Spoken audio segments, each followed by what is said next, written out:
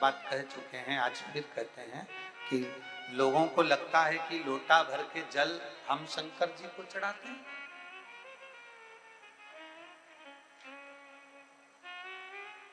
चलो, श्रीमद् भागवत में एक बड़ा सुंदर संवाद आता है भगवान कृष्ण और सुदामा जी।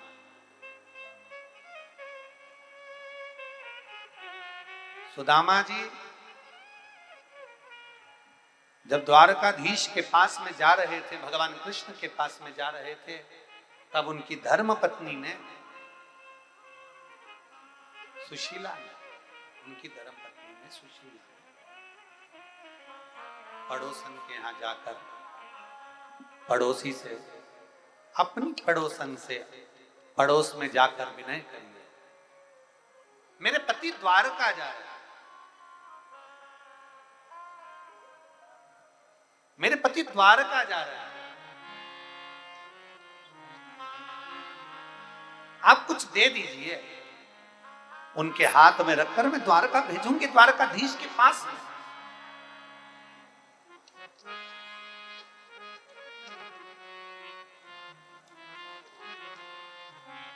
महाराज, पड़ोसन इतनी अच्छी थी कि पड़ोसन ने जो तंदुल फटक रही थी, जो तंदुल फटके जा रहे थे, पड़ोसन ने वो तंदुल सुशीला से कहा, ले तेरा पल्लू कर और वो पल्लू में मैं तंदुल डाल देती हूँ। सुशीला ने अपने साड़ी के पल्लू को फाड़ कर उसमें तंदुल ले लिया, तंदुल पूरा नीचे गिर गया, क्योंकि साड़ी झिरझिर हो रही थी। सुशीला ने उस साड़ी के पल्लू के 4 हिस्से करे, फिर तंदुल को उठाकर रख लिया।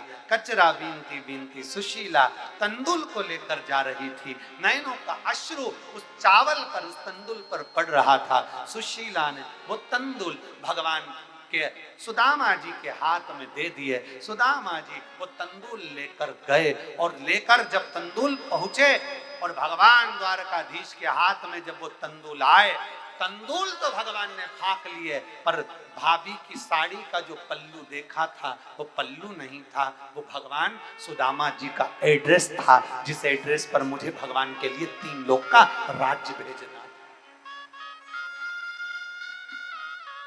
जिस पर मुझे 3 लोक का राज्य भेजना है।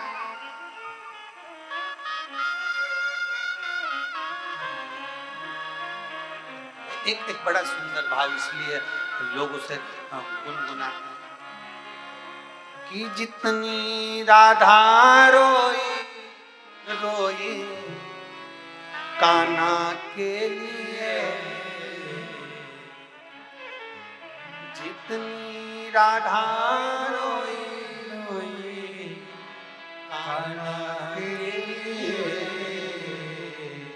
कन्हैया उतना रोया रोया है सुदामा के लिए, कन्हैया उतना रोया रोया है सुदामा के लिए, जितनी राधा रोई रोई कान्हा के लिए,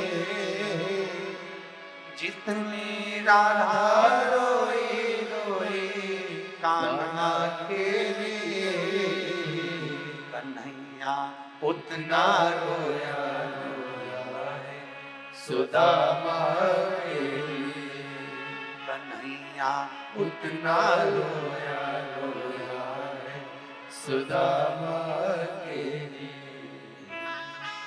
पल्लू देखा, साड़ी का पल्लू नहीं है, एड्रेस।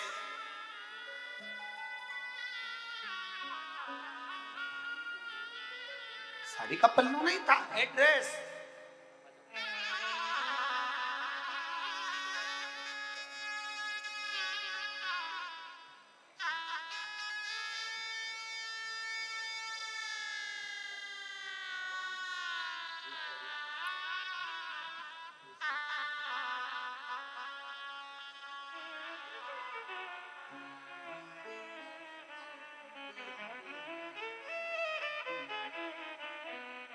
तंदुल भगवान ले लिए, 3 लोक का राज्य कहां भेजना है वो साड़ी का पल्लू बता रहा।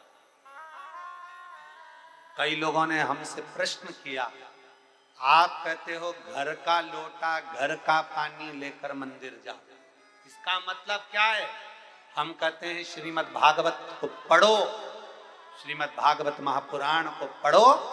उसमें सुशीला ने अपना साड़ी का पल्लू दिया और पल्लू को भगवान ने सिर से लगा लिया कि भाभी ये दशा तुम्हारी इस पल्लू से मालूम पड़ रही है। उसी तरह हमारे घर की दशा, हम जो लोटे से जल भगवान देवाधिदेव महादेव को समर्पित करते हैं उससे मालूम पड़ जाती है कि भगवान को हमारी दशा क्या है।